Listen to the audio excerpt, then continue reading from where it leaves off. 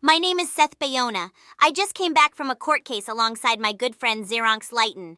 I'll tell you the story of our legal battle with companies that own the characters in our Speakonia group named the Anti-Lolicon Bunch Xerox, and I were cosplaying as our favorite characters from certain video games. Xerox being Ghost from Call of Duty and myself, not important from hatred. Which didn't deserve the hate it got from people, because it's just a game and games don't hurt people. So Xerox and I went home to our base in the ALB that's located inside of the Big Apple statue in New York through a hidden staircase and hidden compartment. Xerox slept with Angel from King of Fighters and Skyfrost the Khajiit, and I slept with Bosette and Hell Knight Ingrid. We then heard a very loud knock on our door, and when Xerox, Angel, Skyfrost, Bosette, Hell Knight Ingrid and I got dressed, and we opened the door, it was two lawyers named Sam and Dean Winchester. The Winchester brothers told us that there was a lawsuit against us by multiple multimillionaire companies such as Lilith, Pixiesoft, Peanuts Worldwide, Ludo Studio, Nickelodeon, Avatar Studios, Running with Scissors, and Destructive Creations, and many more companies have filed lawsuits such as PBS Kids that don't take kindly to people portraying their characters in horrible ways. And the people that are on the jury list are Michael Richards, George Lopez, Jack Black, and Jerry Seinfeld have all come together despite their differences with each other to try to take you guys down. But Sam and Dean Winchester told us that they are on our side because they know that we are innocent and they know that the companies and people are in the wrong for suing people that don't have the proper tools and lower income houses and people because they have nothing better to do but making remake after remake of movies and television shows that don't meet the mark of the originals. Sam and Dean Winchester then transported Xerox and I into the courtroom with both of them saying that they will meet us after the courtroom lawsuit ends. And when we walked in the courtroom, keep in mind, we were still dressed in our cosplay. The People's Court theme song was playing as we entered the courtroom. And we saw characters from our online friendships and various crossover characters that were put in the Anti-Lolicon bunch. We saw people such as Kung Fu Girl from Mugen Ika, the legendary Super Saiyan, Charmix, Blasphemous HD, Mutahar, Billy Bob Tanley, and even Pastor Martin Sempa was there alongside the Taiman Inasagi trio Asagi Igawa, Sakura Igawa, and Hell Knight Ingrid. And sitting right beside us in our courtroom trial seats was Mama Max, the internet predator hunter who does a very good job at taking those people down, but in his own way. As it turns out, Max was our attorney, because he heard about our case and he wanted to help us out just like Sam and Dean Winchester did. We were all seated down to our seats, and other people came into the courtroom, such as the owners of all of the animation companies and H-anime companies that we use their images for. The most interesting part is that the judge was Benjamin Franklin, one of the founding fathers of the United States. He said, "We have come here today to decide what we will do with this case of the two defendants. Let's see. I see that apparently they have been infringing copyright, or so do I think. But let's see what the defendants have to say." We then stood up. We said that we didn't infringe copyright, and our series doesn't make a profit out of the parties involved. We said that, as a matter of fact, it was quite wrong for multimillionaire companies to go after us, and possibly the Anti-Lolicon bunch as a whole. It could come off as scummy, and it could possibly mean that they support that shit when they actually don't in reality. Which we know they don't. And we have friends and family that support our cause to end that disgusting material known to man that people still defend. We even said that we actually murder people that defend that type of shit because they are defending a crime, and it shouldn't be condoned. Surprisingly, everyone in the courtroom gave us a round of applause for our brave actions, except the companies that were suing us in the lawsuit. But as the lawsuit in the courtroom proceeded, a voice on the intercom that sounded like Seth and Xerox's good friend Alex Stansberry came on the speaker and he said, "Things got chaotic in a matter of seconds, as expected by a courtroom case." Which Alec was right. Asagi stood up for Seth and Xerox and turned on her creators, and she said that it is fucked up that Lilith and Pixiesoft as companies are trying to extort money out of the Anti-Lolicon bunch's pockets. And I bet both companies are working with Oboro on this, are they? Then Rebel Shadow Studios stood up and he said in response to Asagi, "I honestly don't think it's right to extort Seth and Xerox's Anti-Lolicon bunch group out of money because both Pixiesoft and Lilith as companies are greedy as Disney and Warner Brothers, and the original owners and masterminds of those companies are possibly rolling in their graves as people like you and them made the companies even worse by scandals, extortion, possibly human labor, and PTSD from the animators who drew Taiman and Asagi and its sequels. What type of mind does it make you as a company to also DMCA people who use your character models in other games, works, and properties? It comes off as fucking scummy and unacceptable. Everyone, including Asagi, Sakura, and Ingrid, agreed with what Rebel Shadow had to say on the matter, including Benjamin Franklin. Benjamin Franklin spoke up on the matter. I am a very strict person and I am very religious. I do not understand the whole concept of computers and masturbation, Benjamin Franklin said as he pointed to the creators of Taiman and Asagi in a disgusted and irritated look. Bluey from the show of the same name then went into the courtroom. She spoke out against her creators by saying that it is horrid that my company that made my show is speaking out against the Anti-Lolicon bunch after they want to take vengeance against them for quote-unquote destroying their company with false allegations towards Seth and Xeronx, which pisses me off to the extreme. That is a company.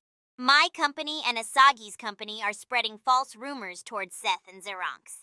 I bet you both of those companies are working with Oboro. Everyone, including Asagi and Benjamin Franklin, agreed once more with Bluey's statement after they agreed with Asagi's statement. Except Asagi and Bluey's company, that is. Then Mama Max, who was Seth and Xeronx's attorney, spoke up about the whole debacle. Seth and Xeronx are my allies and they work with me and Chris Hansen to catch predators. Even though Chris made mistakes in the past. Which it wasn't predator-related, but it was something different because he's not the type of dude to hurt children. He protects them. Mama Max explained directly to Benjamin Franklin and to everyone in the courtroom. Benjamin Franklin appreciated that Chris Hansen and Mama Max are doing God's work to eliminate predators. Just as Mama Max finished his speech, George Lopez, Jack Black, Jerry Seinfeld, and Michael Richards entered the courtroom. They all wanted to give a speech on why they were called here to speak on behalf of themselves. They claimed that Seth and Xeronx were trying to destroy their reputations with impressions of themselves, including Pitbull. But they said that Pitbull couldn't attend the courtroom meeting because he had a concert tour going on at the time, so he sent them instead. And the most important person of all was Michael Richards, who said that Seth and Xeronx were mocking the incident that he had at the Laugh Factory. He felt bad for his mistake that he made on the stage of the Laugh Factory, even though it wasn't right what he said at the Laugh Factory. He isn't a racist. Everyone believed that he wasn't a racist. But it also wasn't right that an audience member was heckling him on stage. But everyone has to learn from their mistakes that they made in the past and look on to the future. Benjamin Franklin and everyone, including Seth and Xeronx, took it very well. But as for the companies such as Avatar Studios, PBS Kids, Running with Scissors, and Destructive Creations, they spoke up in an email that was sent by the higher-ups, and it claimed that Seth and Xeronx were also making a mockery of their media. But the most shocking thing of all is when, out of nowhere, Kailu, the racist terrorist Lolicon, revealed himself to the courtroom. He was dressed as Kramer from Seinfeld, and he was holding the Palestinian alarm clock as soon as Kailu said Allahu Akbar and attempted to throw it at Michael Richards. Rig from Dead or Alive came in and kicked the Palestinian alarm clock out of the air and sent it flying towards Kailu, and Kailu fucking died of the explosion like something out of a Michael Bay movie. Boris comes in and grounds Kailu and said to Kailu, "Kailu, how dare you attempt to throw the Palestinian alarm clock at Michael Richards and label him as a racist? That's it. You are grounded to hell." Imp-Tan from H-Doom came out from under the ground and set Kailu's body on fire, like Demoness did from Tony Hawk's Pro Skater 3 did to the skate shop owner that caused him to scream in terror and agony. Imp-Tan then high-fived Boris and dragged Kailu's body down to hell and fed him to the G-Major demonic African tribes and Randolph the reindeer as Johnny Cash's Ring of Fire begins to play as Kailu screams in agony. Everyone cheers and even Rebel Shadow said in joy, "Fuck you, Kailu, big bald head ass. Little Bill was way better than your bald head ass. He's the better version of you. He never whined, never cried, but he knew how to solve problems. Similar to Fat Albert and Mac tonight. All of them are good friends, by the way. So fuck you, Kailu." After the interruption, Benjamin Franklin was shocked, and he then decided on the verdict for Seth and Xeronx. Just as that happened, Xeronx was told by Ludo Studios, Lilith, and Pixiesoft to take off his mask. Xeronx then replied by saying negative. The three companies then asked, "Are you ugly?" Xeronx said quite the opposite. And just as Xeronx said, "I'm a fire in ma laser." And he blasted the three companies into the sky and sent them to Zinyak's planet from Saints Row 4. After what Xeronx did. Benjamin Franklin now had the opportunity to decide the verdict finally after a long time of fighting, bickering, and screaming matches from the companies that attacked both Xeronx and Seth. Benjamin Franklin then said, "I have finally decided the verdict for Seth and Xeronx. They are both not guilty." Everyone in the courtroom cheered and screamed of joy like it was a Family Feud episode, causing the Family Feud jingle to play. And Steve Harvey then got into the courtroom and he said, "Yes, yes, they finally are free." Which surprisingly, Steve Harvey and Benjamin Franklin are good friends during their courtroom judge days. Steve Harvey has a show called Judge Steve Harvey that Xerox found out about and told Seth via an online message. After Steve Harvey and Benjamin Franklin parted ways, we then saw Benjamin Franklin having some coffee with the main characters of the show Liberty's Kids, which surprisingly one of the female characters sounded a lot like Helena Douglas from Dead or Alive. She somewhat had the same accent too. After everyone left the courtroom, including Benjamin Franklin and Steve Harvey, everyone decided to hang out at the Anti-Lolicon bunch's base in the Big Apple. Everyone in the base had a very fun time. Apparently, two of the party guests were a man and a woman named Dante and Kat, which were from the DMC reboot. They also had a very fun time too, and Seth transformed into his ultimate form named Seth the Incubus, and at the party, Seth the Incubus got drunk on ice cream and started slurring and moaning on the couch as Bosette and Hell Knight Ingrid were there with him. Pastor Martin Sempa came in and he said to Seth, "Does anyone accept eating ice cream?" Bishop and John Wick, Doomslayer, and the Punisher screamed, "Ah!" Pastor Martin Sempa then said, "Staga Feliza, huh? Hajat, we do not want the ice cream. This is uncalled for, and it's therefore not needed. We do not want it." And this caused everyone in the party to burst out laughing in a storm with Seth and Sempa. And even Rebel Shadow was laughing hysterically at this whole thing. For some reason, Dante called Pastor Martin Sempa a party pooper, which Pastor Martin Sempa didn't realize what party pooper meant, and instead he started ranting about Kailu, the racist terrorist Lolicon, and how he wanted to eat shit like chocolate chip cookies, in reference to when Boris took Kailu, the racist terrorist Lolicon, to Africa, and he made a nasty racist rant about Sempa, which caused Boris to send the African tribes after Kailu, causing him to get killed. This led Boris to be good friends with Pastor Martin Sempa and the African tribes. They even formed an alliance together, and this caused another explosion of laughter from the crowd.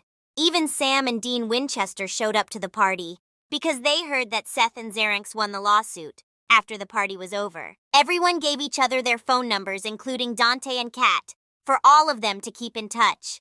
Dante and Kat revealed that they are in a relationship together. Both of them revealed that apparently Dante's brother Virgil has a hatred for both of them for some reason, which Dante hopefully can make up with Virgil. Even Seth the Incubus woke up suddenly after Bosette picked him up and took him to their bed. Seth the Incubus was confused as to how he suddenly passed out. Bosette revealed that the ice cream was somehow contaminated with a black substance. When Hell Knight Ingrid took a sample of the black substance to their lab, it turned out to be the blood of Dagon the Dark, which all of them were shocked that Dagon somehow entered into the ice cream and ate it.